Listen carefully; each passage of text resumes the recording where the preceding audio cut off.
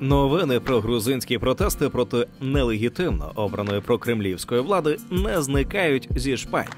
Багато хто проводить паралелі з українською революцією гідності, адже грузинський прем'єр-міністр та лідер партії «Грузинська мрія» подібно до Віктора Януковича, який відмовився від підписання угоди про євроасоціацію у 2013 році, заявив, що Грузія відкладає переговори щодо вступу в Європейський Союз до 2028-го. Водночас інтеграція з Євросоюзом довгий час була пріоритетом грузинської зовнішньої політики. У 2023 році країна офіційно набула статусу кандидата у члени Європейського Союзу, а близько 90% населення підтримує євроінтеграцію. І хоча грузинська мрія запевняє, що не відмовляється від прозахідного курсу, а лише бере паузу, реакція від Сполучених Штатів була доволі серйозною. Держдеп заявив про призупинення стратегічного партнерства з Грузією.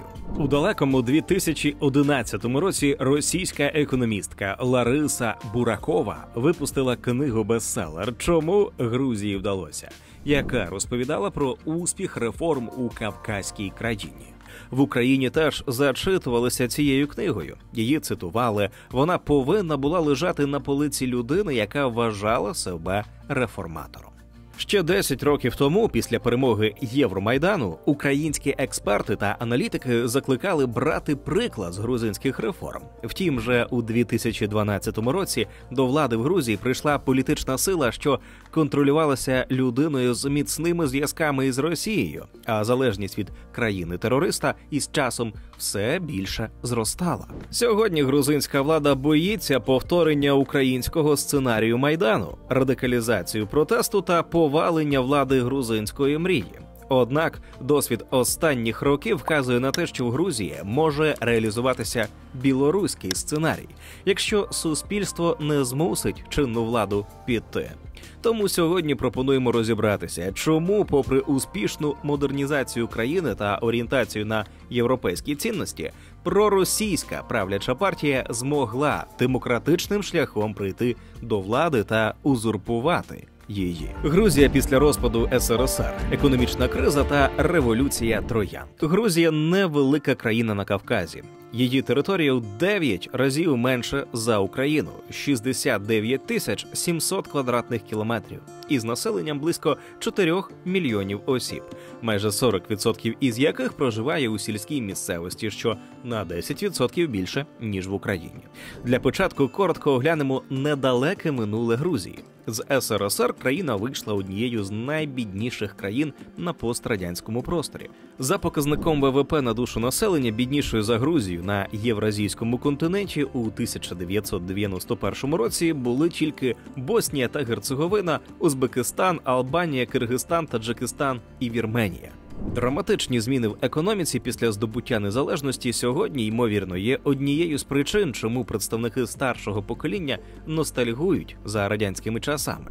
До прикладу, в дослідженні «Кавказький барометр» 2024 року 23% респондентів зазначили, що розпад Радянського Союзу був небажаним та мав негативні наслідки. Однак у 2021 році відсоток тих, хто сумував за СРСР, становив 38%. Попри позитивну динаміку у порівнянні з Україною, де лише 9% хотіли б відновити Радянський Союз, ці показники є доволі високими. Причини такої ностальгії є передусім економічними. 64% респондентів зазначають, що шкодують за розпадом СРСР через погіршення економічної ситуації. Грузія в Радянському Союзі була дотаційною республікою та залежала від субсидій із центру. Республіка мала особливе значення на Кавказі через свої унікальні кліматичні умови, які робили її вітриною південного регіону СРСР. Грузія спеціалізувалася лише на виробництві сільськогосподарської продукції, зокрема чаю, цитрусових, винограду та вина. Однак ці галузі разом із туристичним сектором не забезпечували достатніх доходів для повного самофінансування республіки, що робило її залежною від дотацій. Саме тому причина злиднів після незалежності полягає полягає в неадекватній структурі радянської економіки та її неефективності, від якої в результаті постраждало суспільство. Прокляття планової економіки СРСР полягало в тому, що з Москви робилися директиви та визначалося, як має розвиватися той чи інший регіон. У керівників на місцях вибору не було. Вони повинні були забезпечити виконання кремлівських планів, попри неадекватні вказівки. Із розпадом СРСР заощадження грузинів, що накопичувалися десятиліттями, знецінилося умить. За різними оцінками, прихована інфляція в Радянському Союзі досягла 5000%.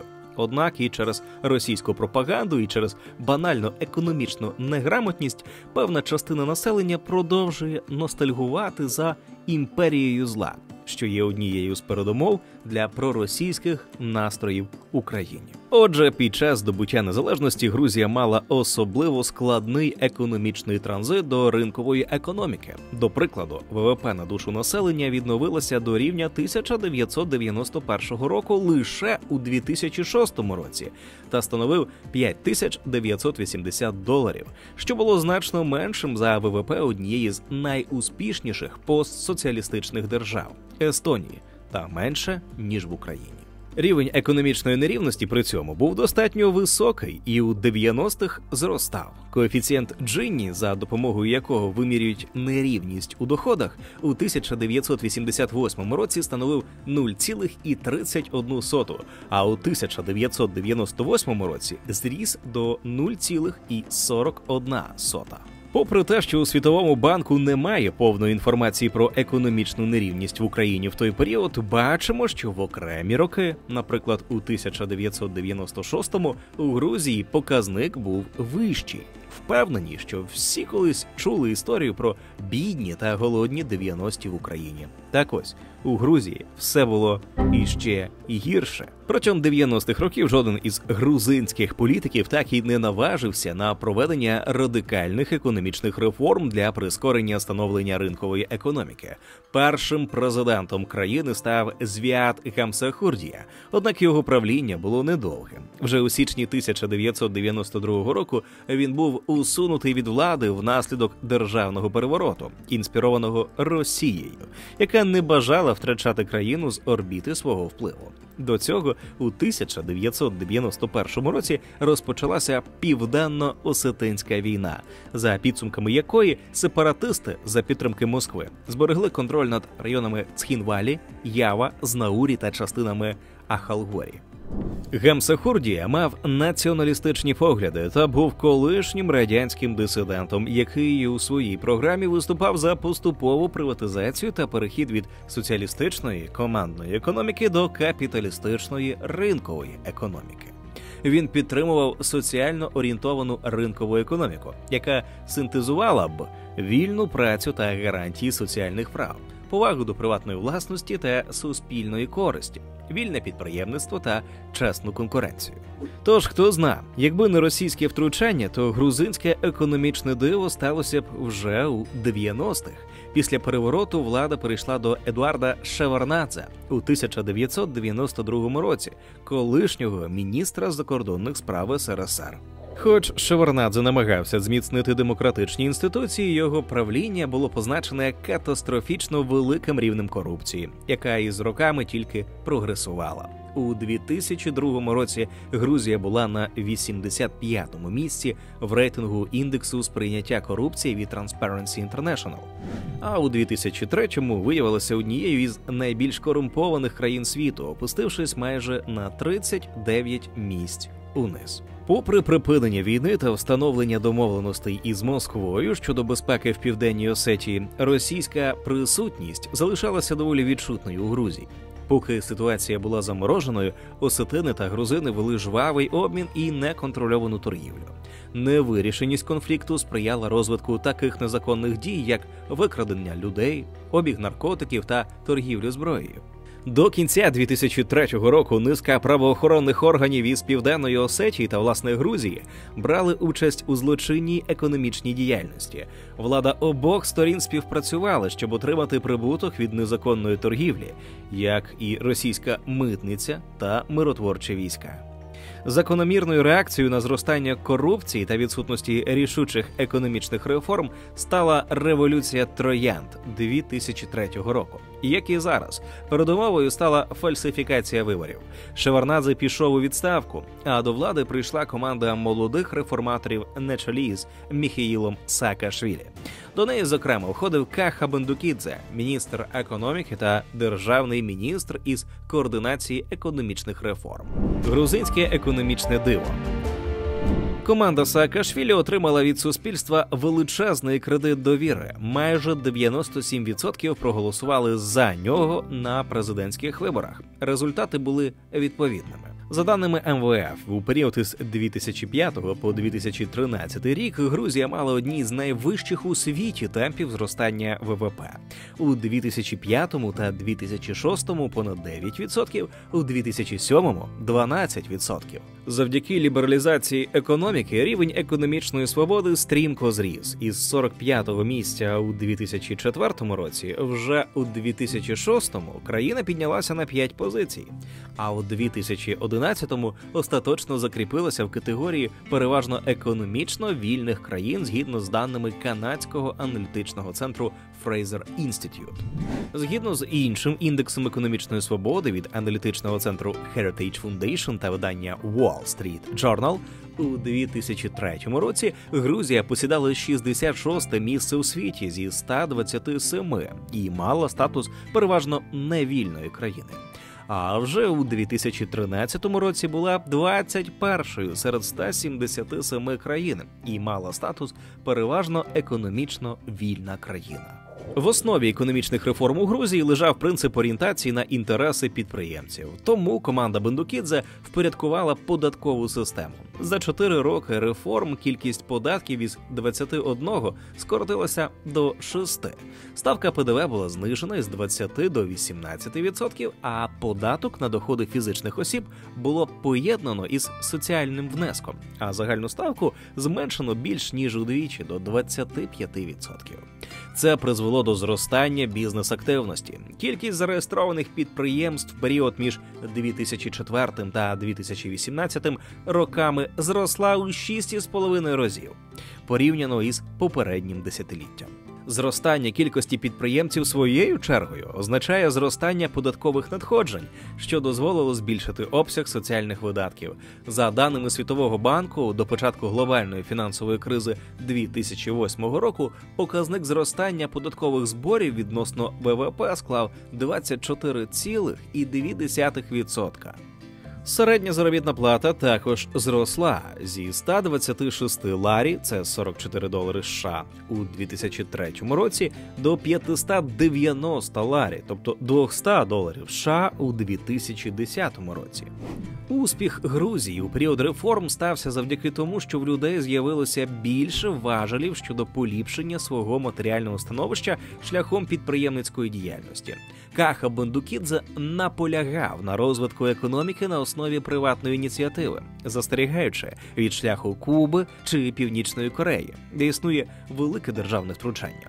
Якщо нам не подобаються Куба та Північна Корея, слід визнати, що неможливим є розвиток економіки у великій державі, яка втручається скрізь. Або економіка має розвиватися і, головне, приватна ініціатива, або економіка має бути застійною, і тоді головна ініціатива держави. Тут є вибір. Не як розвивати економіку, а розвивати її чи ні. Якщо розвиваєш економіку, дай волю приватній ініціативі. Якщо хочеш перетворити економіку в болото, то державній ініціативі. Так говорив ідеолог та архітектор грузинських реформ. Чому грузинська мрія стала можливою? Потенціал країни виявився достатньо великим, адже Грузії не тільки вдалося подолати виклики після здобуття незалежності, а й опинитися серед економік, що швидко зростають. Окрім покращення умов для підприємницької діяльності та масштабної дерегуляції, грузинська влада зробила пріоритетом зовнішньої політики євроатлантичну інтеграцію та повернення під контроль Грузії, Південної Осетії та Абхазії. Однак вже у 2012 році в результаті парламентських виборів до влади прийшла партія «Грузинська мрія» на чолі з проросійським олігархом Бідзіна Іванішвілі. З позиції нинішнього дня ми можемо оцінити це як кардинальну зміну цивілізаційного вибору Грузії. Адже сьогодні Іванішвілі відбілює Росію та повторює слова Путіна про агресивний Захід, американську агентуру та ЛГБТ-пропаганду. Чому замість продовження прогресивного курсу молодих реформаторів грузини обрали повернення до Радянського Союзу? Почнемо з того, звідки взагалі у грузинській політиці з'явилася грузинська мрія. Партія була заснована у 2012 році Бідзіною Іванішвілі і стала головним суперником єдиного національного руху Саакашвілі. Сам Іванішвілі до цього був підприємцем, хоча активно долучався до благодійності, ведучи образ господарника і формуючи майбутній електорат. Наприклад, у 1992 році Іванішвілі подарував селам 400 тракторів. А в наступних роках його благодійний фонд «Карту» реалізував масштабний проєкт порятунку грузинських місцевих порід плодових культур. Ми вже згадували, що значна частка населення Грузії живе в сільській місцевості, тому не дивно, що подібні кроки були інвестицією в лояльність грузинського суспільства до Іванішвілі. На початку нульових своє рідне село Чорвілі Іванішвілі перетворив на справжню оазу добробуту на фоні економічної кризи. Коштом Іванішвілі в Чорвілі була побудована нова школа, безплатна лікарня, відремонтовані приватні будинки місцевих жителів. Вчителі та лікарі отримували надбавку до зарплати. До 2012 року для місцевих жителів газ був безплатним. Після 2012 року мільярдер допомагав своїй малій батьківщині більш стримано, наприклад, допомагаючи ремонтувати дитячі садки. Цікаво, що місцеві називають різні причини, однак ніяк не пов'язані з олігархом. Наприклад, сусід мільярдера розповів, що Саакашвілі змусив Іванішвілі відмовитися від допомоги. Щоправда, чоловік також казав, що Іванішвілі досі опікується селом. За його словами, у мільярдера у селі є особливі люди – коменданти, які дивляться на кожен двір і кожен будинок. І якщо в когось біда, допомагають замість Іванішвілі. Саме це зіграло одну із ключових ролей для перемоги Бідзіни Іванішвілі на виборах у 2012 році. Маючи великі статки, бізнесмен міг дозволити собі втілити такий проєкт для того, щоб продемонструвати виборцям, що якщо вони проголосують за нього, то так буде в кожному грузинському селі. Як повідомляє Transparency International, його офіційні статки у 5 мільярдів доларів США, більшість із яких були накопичені в Росії 90-х років, еквівалентні до 20% ВВП Грузії. Очевидно, що Саакашвілі було вкрай складно конкурувати з ним. Лояльність до політика була настільки високою, що під будинком Іванішвілі збиралися люди з іконами з його зображенням. Звідки ж Іванішвілі мав стільки грошей? У 1988 році Іванішвілі почав працювати в Москві, торгуючи комп'ютерами із російськими партнерами. Через деякий час разом із комп'ютерами в обіг увійшли копіювальні апарати та телефони. Після цього він придбав завод із виробництва електрообладнання в Гонконзі, а до 1990 року став одним із лідерів із продажу електрообладнання у Росії та на накопичений капітал Іванішвілі з партнерами відкрив банк Роскредит. Іванішвілі наголошував, що він заробив свої статки чесним шляхом, а тому знає про справжні потреби бізнесу. Однак образ чесного підприємця не має нічого спільного з реальністю. Бідзіна Іванішвілі тримає свої активи через складну мережу офшорних компаній. Transparency International Georgia виявила понад 20 офшорних компаній підконтрольних родині Іванішвілі. Лише в Грузії ці офшорні компанії володіють великою кількістю нерухомості та понад 125 місцевими зареєстрованими компаніями, які працюють у різних секторах економіки – від банківської справи до розведення фазанів. Іванішвілі є частиною кола російських олігархів, яким вдалося заволодіти державними активами радянських часів шляхом приватизації у Росії 90-х років. До 2003 року Іванішвілі жив і володів активами на кілька мільярдів у Росії, які були отримані завдяки лояльності до кремлівської влади. Його діяльність пов'язана із багатьма відомими російськими олігархами того часу, багато із яких зараз перебувають під санкціями. До прикладу, відповідно до секретних записів, оприлюднених після початку повномасштабного вторгнення, Іванішвілі, який на той час вдруге формально пішов із політики, нібито запропонував укласти бізнес російському олігарху Володимиру Євтушенкову, який потрапив під санкції та є власником компанії «Система», що виробляє безпілотники для російської армії. У телефонній розмові стало відомо, що Іванішвілі та Євтушенков були в родинних стосунках. Іванішвілі організував зустріч представника Євтушенкова із прем'єр-міністром Гарібашвілі. Якщо сам Євтушенков підтвердив зустріч, то Гарібашвілі заперечив її проведення. Попри заклики громадянського суспільства, розслідування не було проведено. Попри те, що напередодні 2012 року Іванішвілі продав усі свої активи в Росії, щоб уникнути незручних питань з боку суспільства, грузинська Transparency International виявила, що у період із 2012 по 2019 роки він продовжував володіти принаймні 10 російськими компаніями через офшори, які далі розгалуджувалися на ще ширшу мережу дочірніх компаній. На сьогодні Іванішвілі через одну зі своїх офшорних компаній володіє як мінімум однією компанією в Росії – Aqua Space Ltd. Цікаво, що компанія Aqua Space Ltd. У 2023 році спостерігала зростання економічної активності та повідомила про чистий прибуток у розмірі 70 мільйонів рублів. Окрім того, що він вів громадськість в оману щодо своїх російських активів, легкість, із якою йому вдалося продати їх Росії, викликала у той час питання щодо можливості політичних зв'язків із боку Кремля.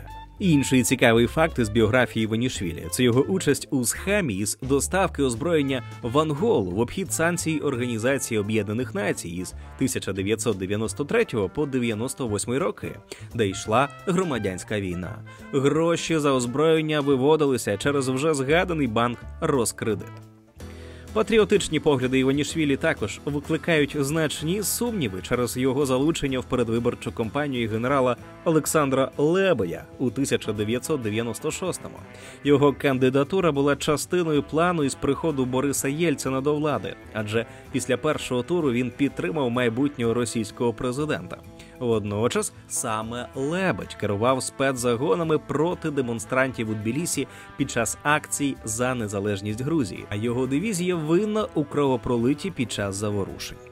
Однак завдяки популістичній передвиборчій кампанії та обіцянкам добробуту його виборці майже не звертали увагу на зв'язки із країною, що на той момент окупувала понад 20% їхніх територій. З якими ж обіцянками грузинська мрія прийшла до влади у 2012-му? Відновлення територіальної цілісності країни, боротьба із безробіттям та забезпечення гідних доходів, впровадження західних цінностей та євроатлантична інтеграція замість імітації руху в бік Європи, який, на його думку, відбувався під час каденції Саакашвілі.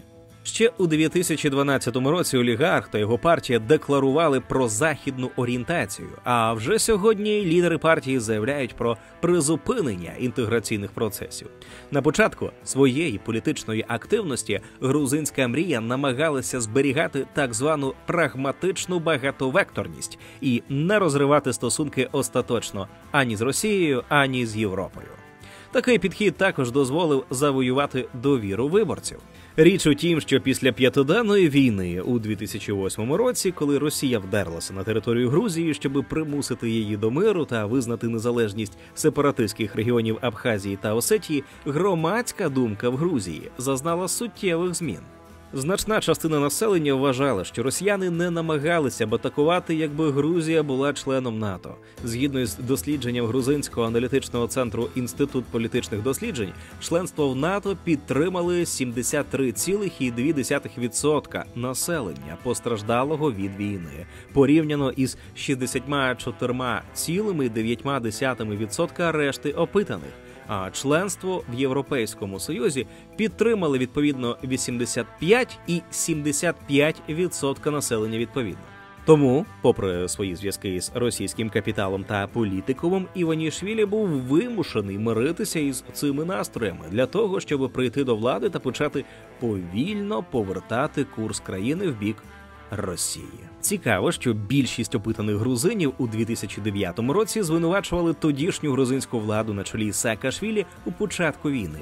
Комісія швейцарської дипломатки Гайді Таліавіні, яка від ОБСЄ розслідувала причини російсько-грузинської війни, також постала перед труднощами при покладанні відповідальності на одну зі сторін конфлікту. У звіті йдеться, що оскільки конфлікт став результатом тривалого періоду зростання напруженості, неможливо покласти загальну відповідальність на будь-яку сторону. Винні всі. Це є однією з причин падіння популярності Міхеїла Саакашвілі. Згідно з іншим дослідженням, 25% громадян Грузії вважали, що найбільшою помилкою влади є те, що вона не попередила війну 2008 року. Період до та після війни позначився загальною апатією грузин до політики. Згідно із опитуваннями, порівняно із 27,1% у 2007 році, які не висловлювали підтримки ні опозиції, ні владі, і понад 20% утримувались від виявлення своїх політичних уподобань, у 2008-му цей показник становив 35% тих, хто не підтримував жодну зі сторін. І понад 26% не висловлювали своєї позиції щодо політичної спрямованості. У наведеній вище таблиці представлені лише ті, до кого більша частина населення висловила симпатію, а не антипатію. Виходячи з таблиці, стає очевидним, що політики не входять до п'ятірки найбільш улюблених і шанованих осіб. З усім тим Саакашвілі посідає найвищий рейтинг серед політиків, однак вже тоді Бідзіна Іванішвілі був значно популярнішою публічною особою за нього. У одній зі своїх програмних промов 2011 року Іванішвілі говорив про те, що Міхеїл Саакашвілі тотально монополізував владу, а також чинив тиск на бізнес через податкову, прокуратуру та суд. Іванішвілі з позиції чесного підприємця стверджував, що в Грузії не залишилось вільного бізнесу. Чи дійсно це так? Попри успіхи в лібералізації підприємницької діяльності та зростання бізнес-активності у Грузії, команді Саакашвілі так і не вдалося подолати низку інших економічних та політичних проблем. А також, бувши при владі, він допустився низки помилок, на чому і зіграли його супротивники. Корупція та олігархат за часів Саакашвілі. Попри те, що Грузію часто наводять у приклад того, як треба боротися із корупцією, вона так і не стала пострадянським Сінгапуром. Експерти фонду Бертельсмана із питань Східної Європи, що проводили порівняльне дослідження кількох кавказьких країн у контексті сприйняття корупції, дійшли до висновків, що в Грузії боротьба із корупцією в одних сферах виявилась досить успішною, а в інших реформи так і не призвели до стійкого, довгострокового ефекту. Під час модернізації країни президенту Міхеїлу Саакашвілі і його команді фактично вдалося покласти край побутовій корупції. Дорожня поліція, яка збирає хабарі від водіїв, чиновники, що вимагають подяку при наданні державних послуг на кшталт видачі довідок – усе це в минулому. Показники також доводять успіхи цих реформ. Зі 124-го місця в індексі сприйняття корупції у 2003 році до 51-го у 2012 році. Але водночас у боротьбі з елітною та політичною корупцією прогресу не було. У 2010 році уряд створив єдину електронну систему публічних закупівель, яку можна відстежувати онлайн, схожий на українську систему ProZorro. Однак ця система є необов'язковою для торгів Міністерства оборони, а також резервних фондів президента та уряду, що робило систему вразливою для корупції. У 2012 році держава втратила близько 800 мільйонів ларі, це 478 мільйонів доларів США, через непрозорі процедури. Міжвідомча координаційна рада боротьби з корупцією, створена в грудні 2008 року, фактично не змогла досягти своїх заявлених цілей і навіть не сформувала план дій до кінця другої каденції Саакашвілі.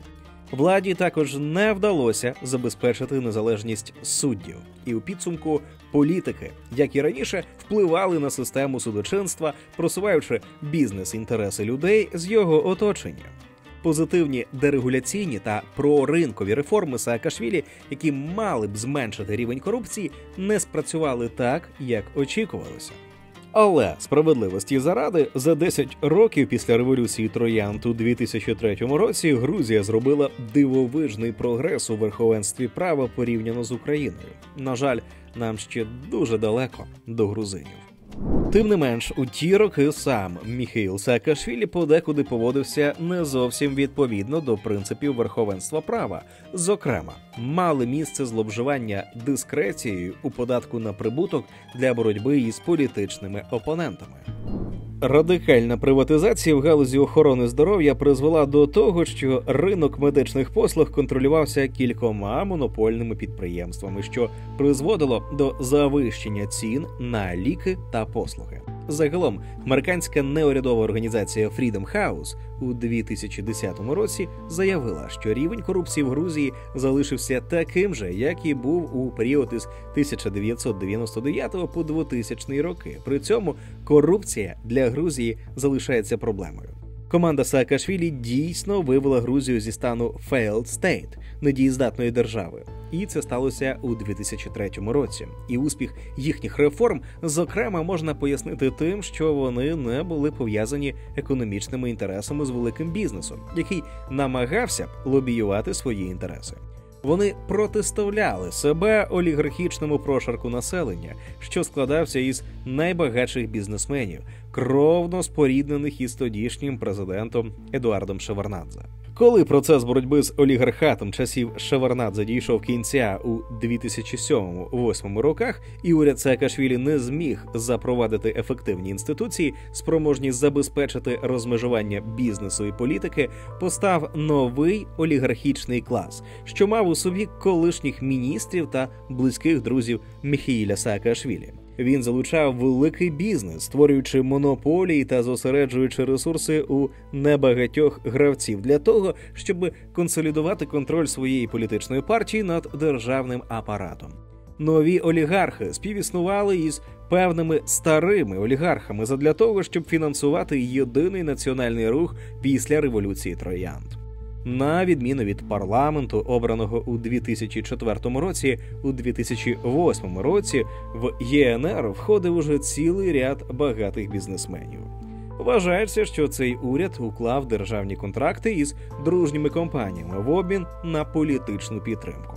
Власників цих компаній можна було помітити серед ключових фінансових донорів правлячої ЄНР. У деяких випадках навіть стверджувалося, що внесок компанії до партійної скарбниці ЄНР міг бути однією з причин того, що прокуратура не виявляла інтересу до розслідування масштабних шахрайств за участі такої компанії. Тези про монополізацію влади за часів Саакашвілі частково є правдивими, адже з дотриманням демократичних принципів дійсно були великі проблеми. 25 вересня 2007 року екс-міністр оборони Грузії Іраклій Окруашвілі після презентації в Тбілісі свого політичного руху «За єдину Грузію» висунув низку звинувачень на адресу президента. Він звинуватив Саакашвілі у лобіюванні інтересів своєї родини при укладанні великих фінансових угод, а також у намірах ліквідувати опозиційного бізнесмена Бадрії Патаркацишвілі.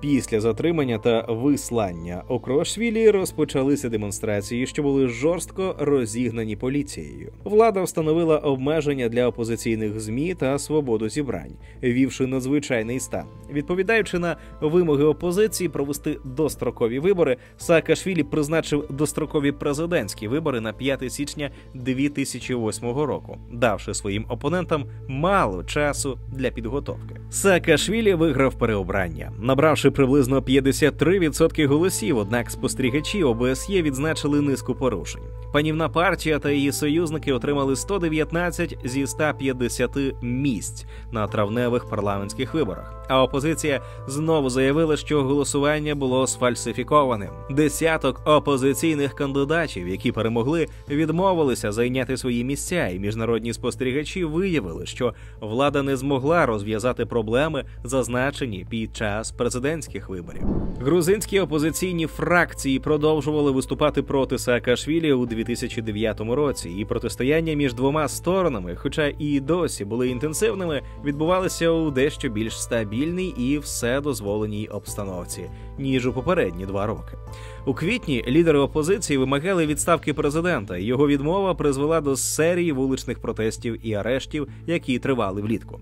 У квітні опозиційний активіст Каха Хозелишвілі був жорстко побитий невідомими нападниками в Тбілісі, а десятки протестувальників повідомили, що на них напали нападники у масках, коли вони залишали демонстрацію. За військовою агресією Росії у серпні незабаром послідувала світова фінансова криза. І у 2009 році економіка Грузії скоротилася вперше за 5 років на 3,7%. На тлі війни та внутрішньополітичної напруги темпи реформ у Грузії значно сповільнилися, що тільки посилювало незадоволення суспільства. Усе це, попри всі реформаторські успіхи, створило запит на зміну влади, який задовольнив Іванішвілі зі своєю командою. У 2012 році грузинська мрія перемогла на парламентських виборах із результатом 54,85%, а єдиний національний рух отримав 40,43%. Грузинська мрія чи російський мир? Чи виявилися економічні обіцянки Іванішвілі реальними? Як показали 12 років правління, не дуже.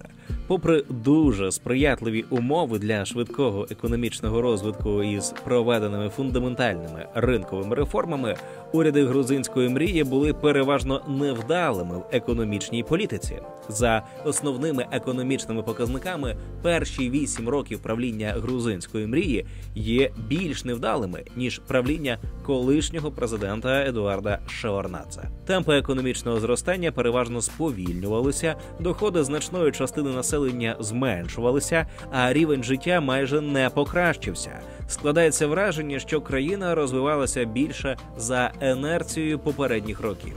Грузинська мрія прийшла до влади з обіцянками доступу до соціальних благ для всіх верств населення та боротьбою з бідністю. Частково це вдалося досягнути, адже частка населення, що живе за межею бідності, зменшилася із 30% у 2012 до 11,8% у 2023. Однак конкретні соціальні реформи були провальними. Уряд запустив загальну медичну реформу, метою якої було підвищення доступності населення до медичної допомоги. Спеціально для цього було створено агентство соціального обслуговування. Різко зросло фінансування охорони здоров'я. Як бачимо, бюджет реформи збільшували з року в рік. При цьому результати були сумнівними, оскільки медицина не стала доступнішою, кількість людей, що витрачають на забезпечення власного здоров'я понад 10 та 25% доходу, не зменшилася, а в окремі роки у 2015 та 2016 зростала, як і кількість тих, хто опинився за межею бідності через витрати на охорону здоров'я. Водночас у реформи був відсутній належний облік та моніторинг ефективності цих витрат. Було запроваджено так званий принцип одного покупця, за яким держава залишалася єдиним провідником між клініками та пацієнтами.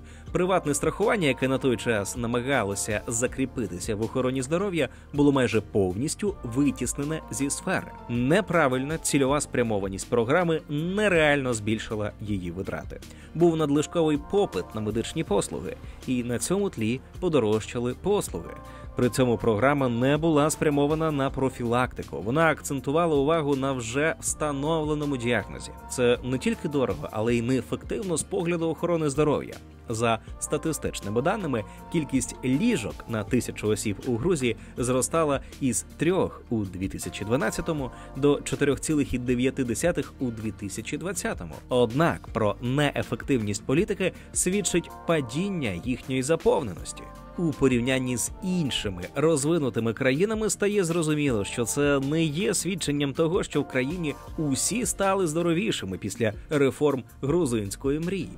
Надмірна медична інфраструктура часто створюється без урахування медичних потреб населення. Саме зростання таких новоспечених невеликих клінік та включення їх до загальної державної програми охорони здоров'я призводить до збільшення державних витрат на охорону здоров'я та щорічного дефіциту бюджету в десятки мільйонів доларів, передбачених програмою. Важко назвати якісь вагомі досягнення грузинської мрії в економіці, хоча легко виділити помилки та неефективні рішення, які гальмували розвиток країни. Наприклад, бувши конституційною більшістю, грузинська мрія підтримала вимоги грузинського маршу та інших ультраправих та проросійських груп та заборонила продаж сільськогосподарської землі іноземцям у 2017 році.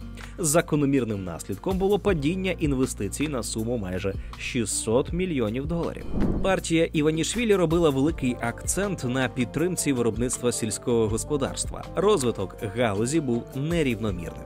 Зростання було короткотерміновим лише у 2013 та у 2018 роках. Тенденція до зниження була очевидна у 2014 році і з тих пір триває.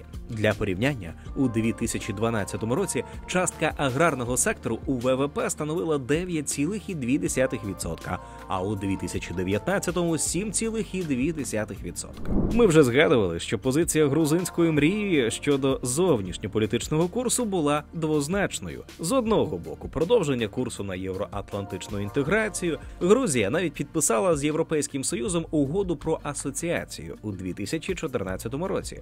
А з іншого боку, відверта проросійськість очільника партії. До 2012 року Росія навіть не входила в п'ятірку найбільших торгових партнерів Грузії, а вже за даними 2020 року була другою за величиною разом з Азербайджаном. І хоча сьогодні Грузія поступається Киргизстану, Казахстану та Азербайджану, загалом, порівняно із 2020 роком, обсяг торгівлі з Росією зріс майже в 14 разів.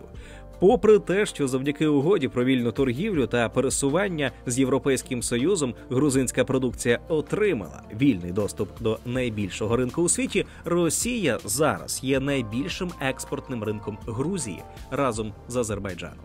Таке становище є ризикованим для Грузії, адже Росія може використати її економічну залежність для політичного тиску. На тлі інших провалів збитковість державних компаній є одним із найбільших.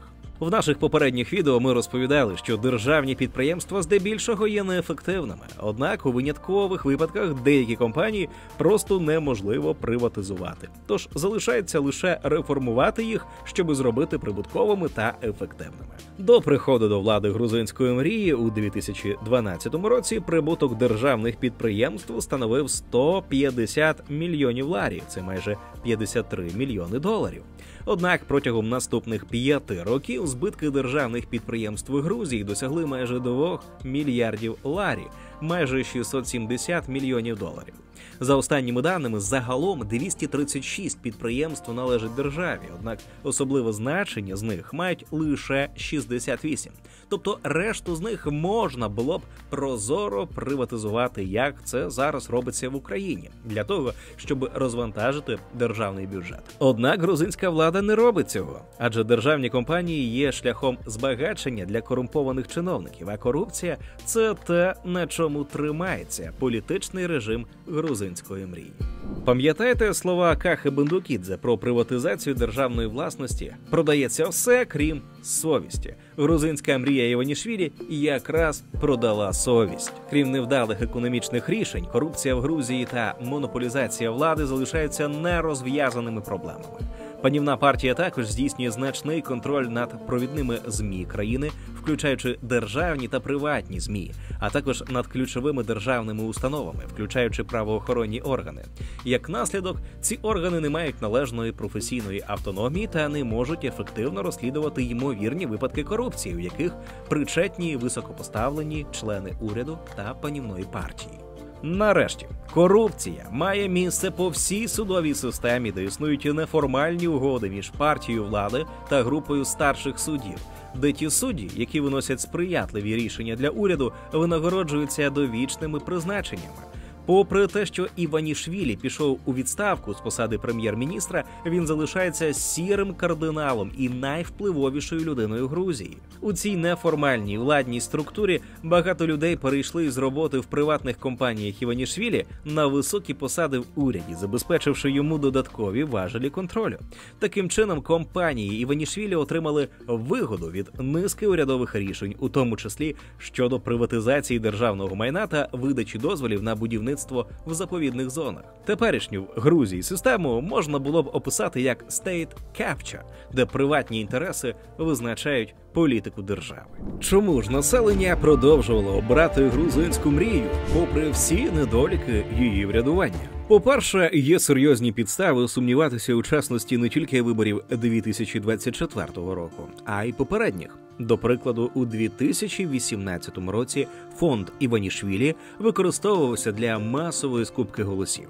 Після першого туру президентських виборів 2018 року фонд Карту пообіцяв списати борги 600 тисячам громадян. Це був кричущий випадок підкупу голосів і зловживання адміністративним ресурсом. Однак жодного розслідування не проводилося. Тоді уряд Іванішвілі закликав підтримувати чинну президентку Грузії Саломе Зурабішвілі, яка висувалася як незалежна кандидатка, але була підтримана партією влади. У підсумку вона перемогла кандидата від Єдиного національного руху з відривом майже у 20% голосів у другому турі.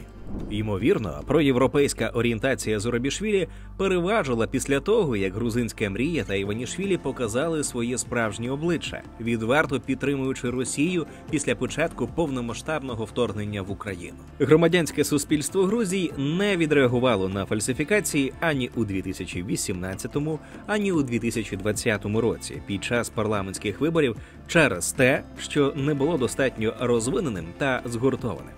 Рівень довіри до неурядових організацій становив лише 22%, а ставлення більшості населення було радше байдужим.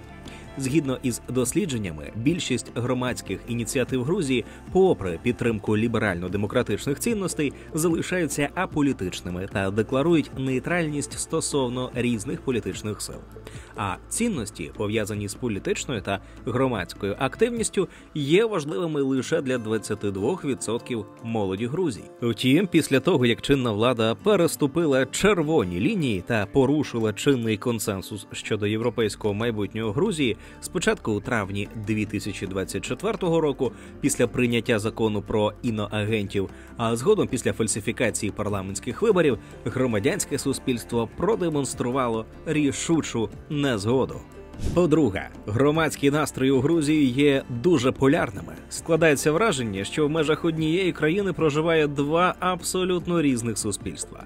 З одного боку, протягом останніх 4 років спостерігається стійке зростання підтримки проєвропейського курсу та усвідомлення власної окремішності від Росії, що проявляється у зменшенні підтримки ідеї Євразійського Союзу та збільшення усвідомлення Росії як ворога. При цьому в Грузії залишається доволі високим рівень сприйняття держави як батька чи опікуна, тобто патерналізм.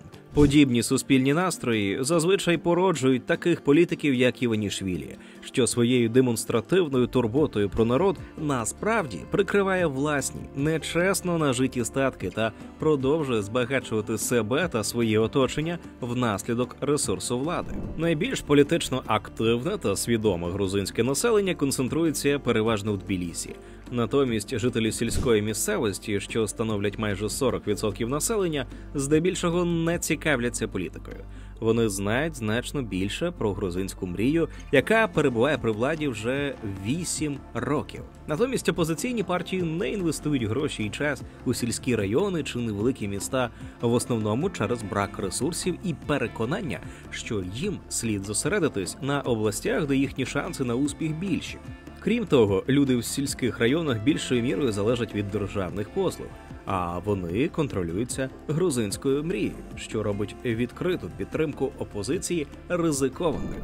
По-третє, довгий час проросійська орієнтація Іванішвілі не була такою відвертою та очевидною для виборців. До прикладу, на початку 2019 року 27% називали грузинську мрію прозахідною, 16% вважали її проросійською, а 41% вважали, що партія підтримує добрі відносини як із Заходом, так і з Росією. За даними опитування, проведеного Американським міжнародним республіканським інститутом у березні 2023 року, 38% громадян називали зовнішню політику панівної партії прозахідною, а 45% проросійською. Значним ударом по прозахідному іміджу грузинської мрії стало просування закону про прозорість іноземного впливу або про іноземних агентів, який є буквально калькою аналогічного російського закону. Цей закон вимагає від неурядових організацій, що отримують фінансування з-за кордону, понад 20% річного доходу, реєструватися як іноземні агенти. Законопроєкт викликав масові протести в країні.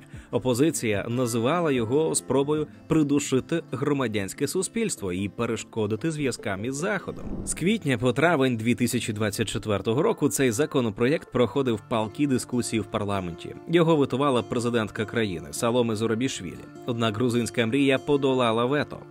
3 червня закон підписав спікер парламенту, а у серпні він офіційно набрав чинності. Тепер організації, які мають частку фінансування з-за кордону, зобов'язані публічно розголошувати інформацію про джерела своїх коштів. Згідно із законом, Мін'юст і Мінфін Грузії отримали право без суду вимагати інформацію та проводити діяльність згідно із системою доносів, впроваджуючи на свій розсуд штрафи стосовно організацій-порушників. Хоча грузинська опозиція та значна частина суспільства, особливо молодь, була проти цього закону, виходила на великі демонстрації. Зокрема, 11 травня відбувся найбільший в історії країни мітинг у Тбілісі за участі понад 200 тисяч людей. Та це не допомогло змінити думку влади. Грузинська мрія доволі успішно використовувала стратегію поляризації суспільства, ділячи його на два табори, що перешкоджало об'єднанню проти влади. Цю мету, наприклад, мало подання законопроєкту про так звану ЛГБТ-пропаганду, який був остаточно схвалений у вересні цього року, який був розкритикований Брюсселем. Тоді влада зіграла на консервативності значної частини населення. До речі, теж 100% калька з російського законодавства. Грузинська мрія штучно створила враження, що по один бік патріоти та захисники інституту сім'ї, по інший – ті, хто за антинародні цінності. Ймовірно, щодо закону про іноагентів влада планувала використати аналогічну стратегію. Однак через безпосередню загрозу європейському майбутньому Грузії це не вдалося. Висновки. Сьогодні на мітинги в Грузії виходять сотні тисяч людей. Протестувальники штурмували будівлю парламенту, спалювали опудало Іванішвілі, а опозиційні депутати відмовляються визнавати чинне скликання парламенту легітимним, що фактично є бойкотом роботи законодавчого органу. Грузинський народ рішуче налаштований проти тих, хто хоче вкрасти їхнє європейське майбутнє. У 2012-му грузини припустилися помилки, повіривши в обіцянки проросійського популіста Бідзіни Іванішвілі. Олігарху та його оточенню не вдалося привести країну до краху. Грузія все ще залишається економічно вільною завдяки фундаменту реформ 2004-2008 років, посідаючи 21-е місце у світовому рейтингу. Темпи економічного зростання відновилися після спалаху пандемії у 2020 році. Попри те, що протягом перших 8 років правління економіка зростала менше, ніж очікувалося і ніж обіцяв Іванішвілі. Хоч проросійська влада все ж не привела країну до краху, адже все ще мала фундамент реформ, зараз Грузія є державою, яка повністю належить та контролюється Іванішвілі та його оточенню. Такою виявилася плата за віру в популістичні обіцянки прокремлівського олігархату. Сьогодні всі державні інституції фактично є власністю найбагатшої людини в країні, яка контролює судову систему, правоохоронні органи, фальсифікує результати виборів, а найголовніше – визначає майбутнє наступних поколінь грузинського народу. Грузинська мрія остаточно перестала приховувати свою проросійську орієнтацію після початку повномасштабного вторгнення. Однак після 24 лютого стало необхідно остаточно визначити власні цінності та цивілізаційні орієнтири. Економічний тиск країни-агресора через залежність грузинської економіки від торгівлі з одного боку та політичний тиск на грузинську мрію з іншого боку сьогодні визначив те, що Грузія відмовилася підтримати санкції Заходу проти Москви і, навпаки, продовжувала нарощувати торгівлю із Росією. Досвід Грузії доводить, що збільшення економічної свободи може виявитися недостатнім без стійкого громадянського суспільства, яке б контролювало владу, вимагало її підзвітності та займалося просвітництвом. Адже це є антидотом від популізму. Грузинський народ висловлював незгоду з монополізацією влади Саакашвілі та зростання політичної корупції, адже це суттєво гальмувало економічний розвиток країни та порушувало суспільний договір між державою та суспільством. Однак, на жаль, грузини не змогли розгледіти те, ким насправді була грузинська мрія. Неможливо рухатися в бік Європейського Союзу, коли ціннісним орієнтиром залишається Росія. І правосуддя та державний устрій організовуються за російським зразком. Кумівство та корупція руйнують інституції та перетворюють державу в напівфеодальну систему, яка існує, зокрема, для того, щоб годувати партійних активів та їхніх наближених. У деяких випадках мова йде про мільйони, які бізнеси, наближені до влади, отримують без конкуренції. Моніторинг Transparency International Georgia виявив численні випадки ймовірної корупції на високому рівні, які не були розслідувані. Це демонструє поворот країни до клептократії, оскільки чиновники систематично використовують політичну владу для привласнення багатства країни. Крім того, уряд продовжує глушити критичні голоси, зокрема політичної опозиції, засобів масової інформації та громадянського суспільства. Підсумовуючи, Грузія поки що не втратила всі здобутки минулих десятиліть. Втім, через неорганізованість громадянського суспільства, продовження торгової залежності від Росії, розпорошеність і слабкість політичної опозиції, а також високу толерантність до популізму у населення за межами великих міст, є висока ймовірність того, що вплив грузинської мрії, навіть попри зменшення підтримки населення, залишить владу у своїх руках. Ми щиро сподіваємося, що Грузії вдасться відстояти власну суб'єктність та незалежність. Однак важливо також аналізувати помилки минулого, щоб не допускати їх надалі. Це відео було створено завдяки підтримці Atlas Network. Думка авторів відео не обов'язково має збігатися із Atlas Network. YouTube-канал «Ціна держави» дякує нашим патронам, спонсорам на YouTube, жертводавцям та тим, хто купив нам кави. Без вашої щедрої підтримки цього каналу не існувало б. Якщо ви іще нас не підтримуєте своєю гривнею, то можете це зробити. Посилання в описі. Підтримайте поширення якісного україномовного відео від «Ціни держави». Підпишіться на канал, залиште коментар під відео та поставте вподобайку.